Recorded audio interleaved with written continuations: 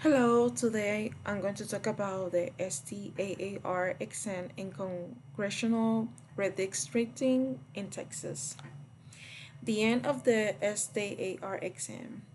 One of the major change approved by the Texas Legislature concerned public education, especially the state of Texas assessment of academic readiness STAAR exam. For many years, this exam has been of a major source of complaints among students, parents, and teachers. It was an extremely long test, administered only once a year, serving to define school performance, ratings, and evaluate students' learning. House Bill 8 eliminated the traditional STAR exam model and established a framework in its place. The new system involves three much shorter progress monitoring assessment spread through the school year. One at the beginning, one in the middle, and one final at the end. This law was signed by Governor Greg Abbott and will officially take effect in public school during the 2027 and 2028 academic year. This decision will have a positive impact on Texas residents by reducing the intense pressure and academic stress the single exam previously caused students. It will also benefit teachers, allowing them to organize their curriculum more effectively and identify from the very beginning which areas their students have mastered and what they need additional support. Teacher will have enough time through the school year to assist students in improvement, avoiding situations where learning gaps are only discovered at the last minute. I believe this change was necessary. There are very intelligent children who experience text anxiety and do not perform at their best under high stakes conditions.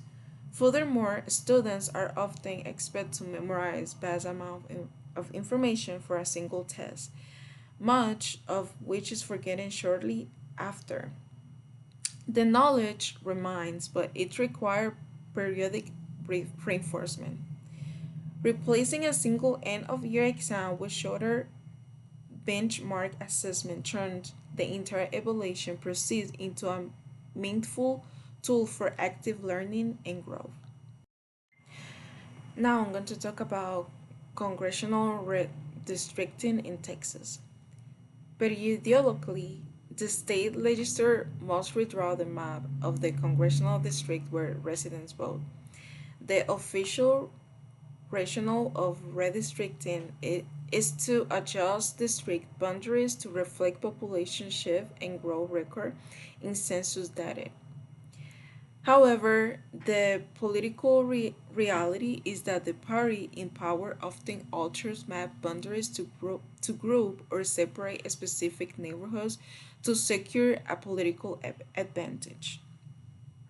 Following legislative section and legal challenge in court, Texas was clear to proceed with its update district boundaries for oncoming electoral cycles. Redistricting directly affects everyday representation.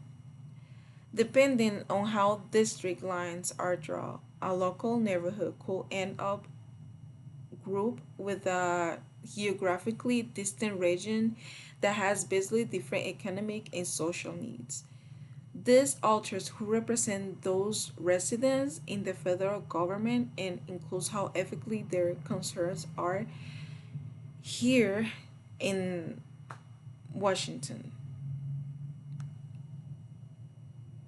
I believe legislative districts should address the genuine needs of communities rather than the political interests of elected officials. When district maps are manipulated for partisan convenience, it dilutes the power of people votes and prevents residents from having a direct, meaningful impact of the decisions affecting their local communities.